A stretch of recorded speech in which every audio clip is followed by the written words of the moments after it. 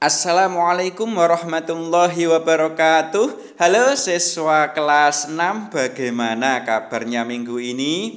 Semoga semuanya sehat ya. Oke siswa kelas 6, minggu ini kita akan melakukan pembahasan tentang macam-macam dan hikmah dari zakat.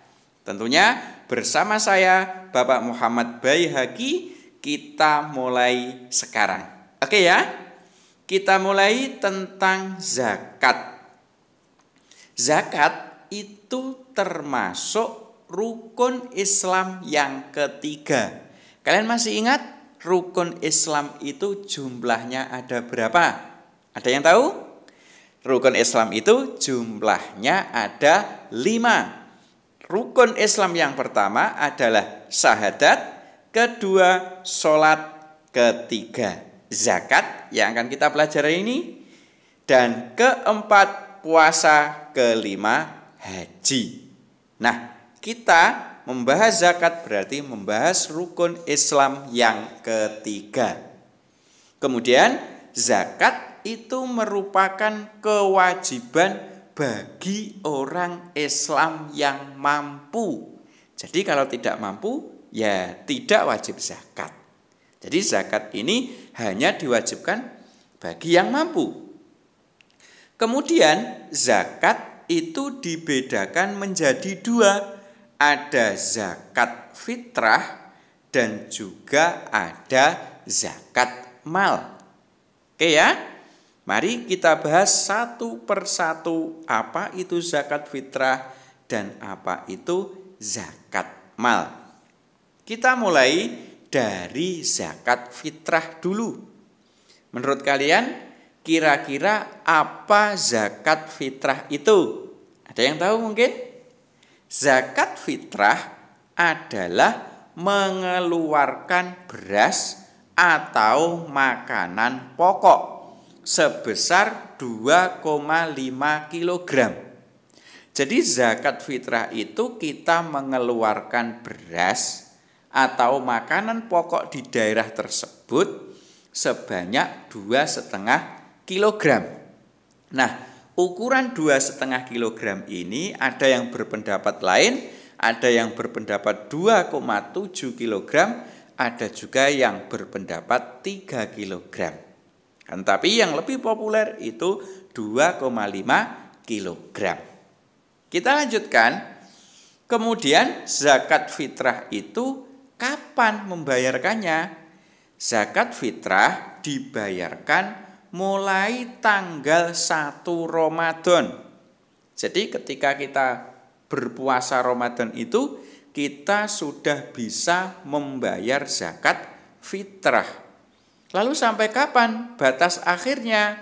Batas akhirnya adalah menjelang sholat Idul Fitri.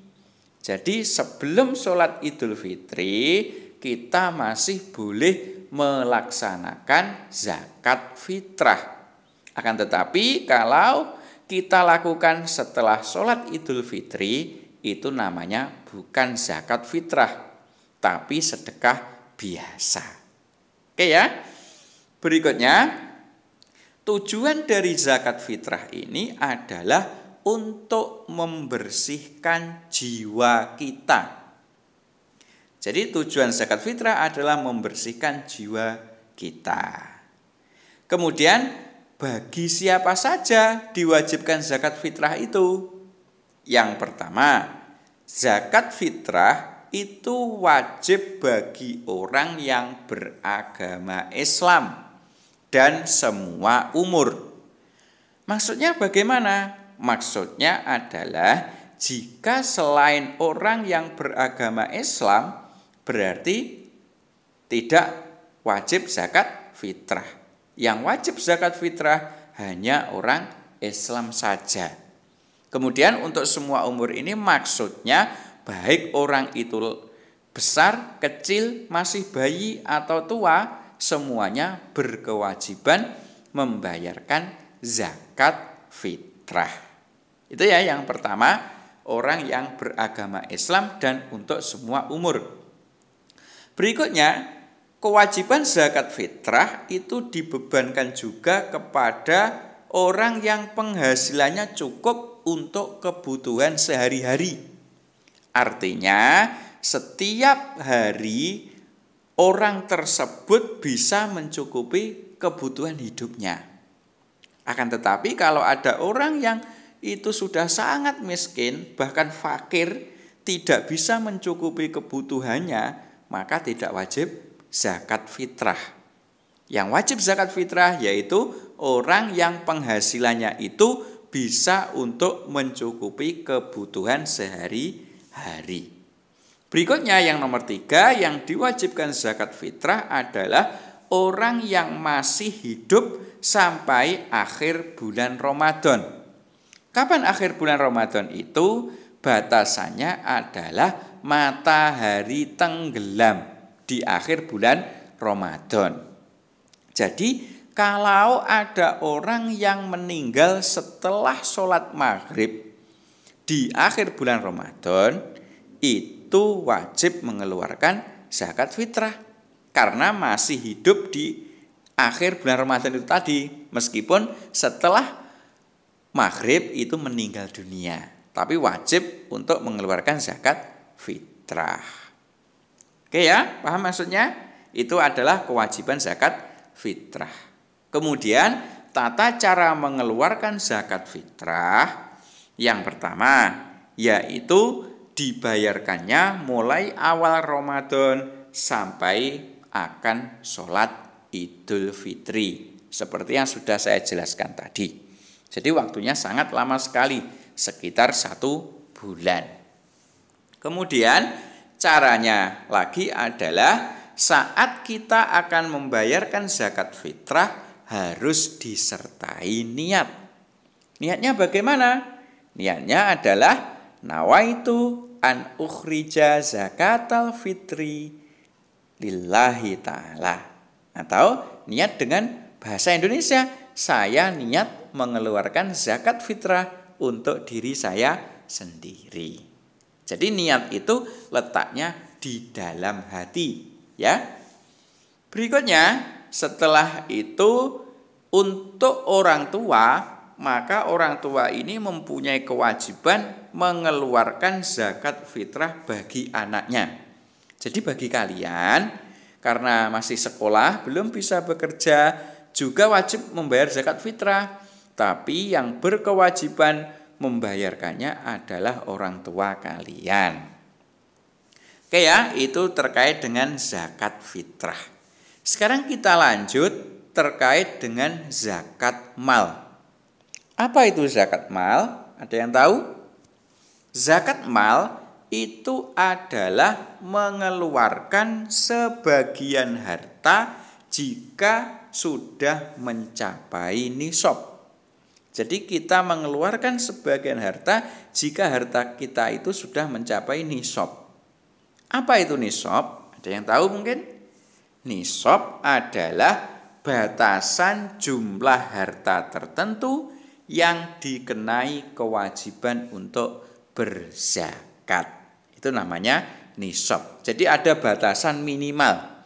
Itu berarti nisab. Jadi nisab itu sama dengan batasan minimal harta yang wajib dizakati.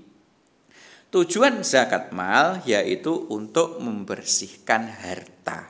Ini beda dengan zakat fitrah. Kalau zakat fitrah itu untuk membersihkan jiwa. Tapi kalau zakat mal itu untuk membersihkan harta kita. Kemudian siapa saja yang wajib untuk mengeluarkan zakat mal? Yang pertama yaitu orang tersebut harus Islam. Berarti kalau bukan orang Islam tidak wajib mengeluarkan zakat mal. Yang kedua, orang tersebut harus sudah baligh. Baligh itu sudah sampai umur. Ya. Kalau laki-laki itu berarti sudah mengalami mimpi basah, tanda balighnya. Kalau perempuan sudah berumur 9 tahun dan sudah haid atau sudah menstruasi. Itu tanda baligh. Kalau belum balik berarti juga tidak wajib mengeluarkan zakat mal. Beda dengan zakat fitrah tadi. Kalau zakat fitrah balik atau belum wajib mengeluarkan zakat fitrah. Berikutnya yang kewajiban untuk mengeluarkan zakat mal yaitu berakal. Berakal maksudnya di sini adalah tidak gila. Oke ya. Yang nomor 4 yaitu jenis hartanya itu merupakan harta yang wajib dizakati. Jadi tidak semua harta itu wajib dizakati. Ada beberapa jenis harta yang wajib dizakati. Contoh emas, perak, kemudian binatang ternak, kemudian hasil pertanian, dan lain-lain. Jadi kalau yang termasuk harta yang wajib dizakati ini, kalau sudah sampai nisab berarti wajib dikeluarkan zakatnya. Yang nomor 5 adalah harta tersebut sudah mencapai 1 tahun. Dan syarat yang ke-6 yaitu harta tersebut milik sendiri, bukan miliknya orang tua, bukan juga milik orang lain yang dititipkan kepada kita. Jadi yang harus kita zakati yaitu harta yang milik kita sendiri.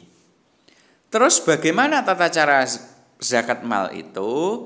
Tata caranya yang pertama adalah menghitung harta yang akan dizakati itu di akhir tahun. Jadi misalnya akhir tahunnya itu Desember, di bulan Desember itu hartanya dihitung. Mengapa kok harus dihitung? Itu nanti untuk menentukan sampai nisab atau belum. Sampai batas minimal yang harus dizakati atau belum. Kalau belum berarti ya tidak berkewajiban mengeluarkan zakat. Tapi kalau sudah sampai nisab juga berkewajiban mengeluarkan zakat. Berikutnya, setelah dihitung harta maka hitunglah zakatnya jika sudah mencapai nisab.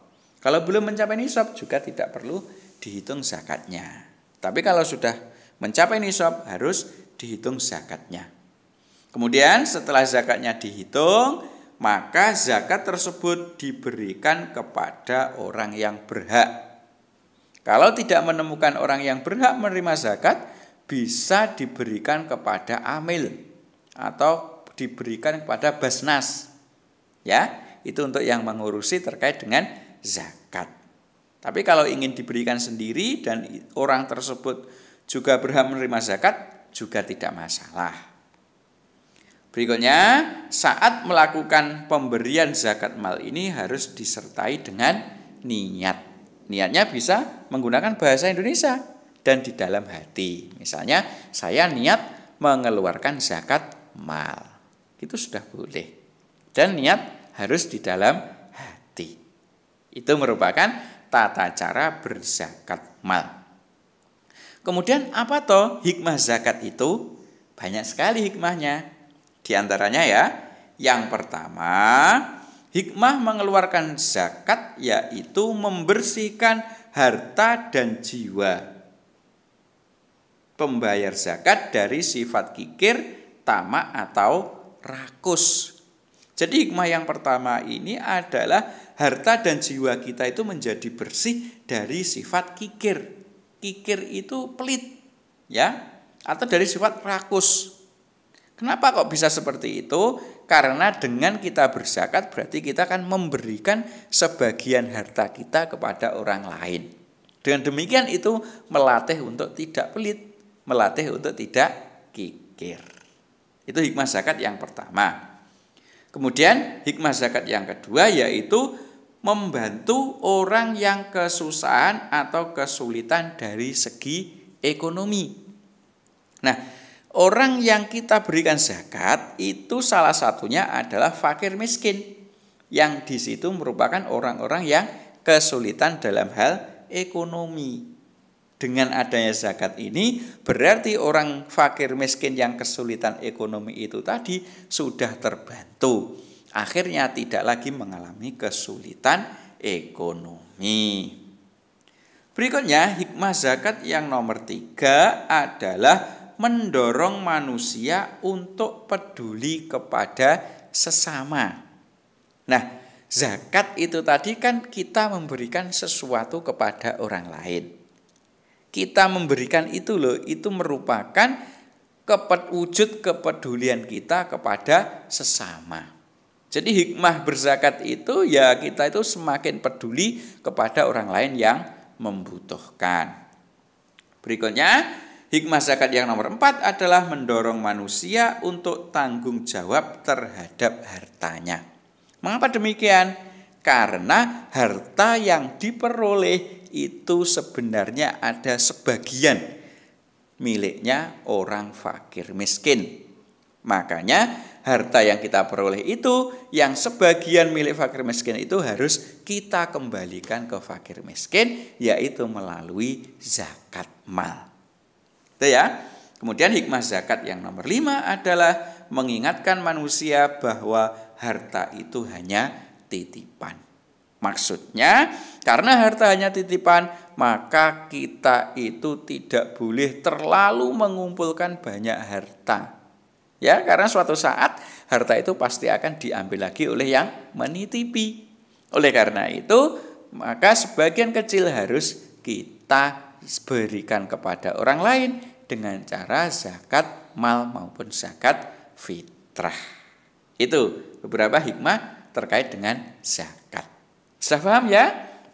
Nah, kalau sudah paham, maka kalian nanti kalau sudah Ramadan harus mengeluarkan zakat fitrah. Kemudian kalau mungkin kalian atau orang tua kalian orang yang kaya dan hartanya itu dalam 1 tahun sudah mencapai nisab, ayo dikeluarkan zakatnya.